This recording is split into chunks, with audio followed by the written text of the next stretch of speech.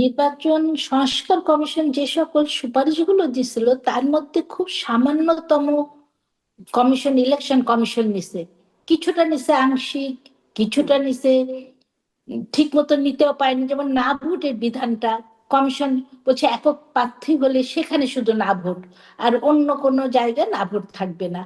এই যে একটা আইনের যে একটা সিমিলারিটিস থাকে, এখানে কিন্তু তাও থাকছে না। তারপর আরেকটা ছিল যে মনোনয়ন দাখিল যারা করবে, রাজনৈতিক দল থেকে মনোনয়ন পাবে, তাদের 3 বছরের জন্য ওই দলের সদস্য থাকতে হবে কমপক্ষে, সেটাও নেয়নি। তারপরে মানে অনেক গুরুত্বপূর্ণ নারী আসনেরটা নেয়নি।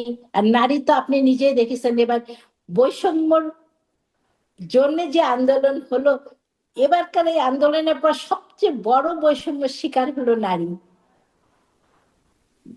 এখানে নেয়নি। তারপরে এই যে 1% যে স্বতন্ত্র প্রার্থীদের ক্ষেত্রে যে ঝামেলাটা হয়, এখানে ভোটারদের সমর্থন কমায় দিয়েছিল, সেটা নেয়নি। আসলে ইলেকশন কমিশন খুব সামান্য একটু নিচ্ছে, শুধু আইন আইন প্রয়োগকারী সংস্থার ওখানে নিচ্ছে, সংঘাতের সেনাবাহিনী ঢোকানো। শুধুমাত্র সিটি ব্যাংকে অ্যাকাউন্ট থাকলেই করতে পারবেন গুগল পে, তাই অ্যাকাউন্ট খুলুন আজই। তারপরে নিচে হলো আচরণ বিধিমালা, পোস্টার বাদ আচরণ বিধিমালায় কিছু নিচে, এবং আর নিচে যে হলফনামায় যদি কেউ মিথ্যা তথ্য বা অসত্য তথ্য দেয়, তাহলে তার পরবর্তীতে প্রার্থিতা বাতিল বা নির্বাচনও বাতিল হতে পারে।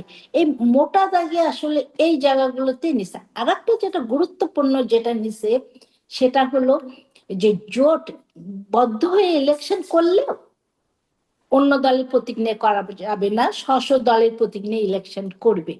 এই জায়গাটা, এটাতে আমরা তো এবার দেখছি যে অনেকে 2-4 জন তো তাদের নিজেদের দল ছেড়ে শেষে মানে বড় দলে যোগ দিছে।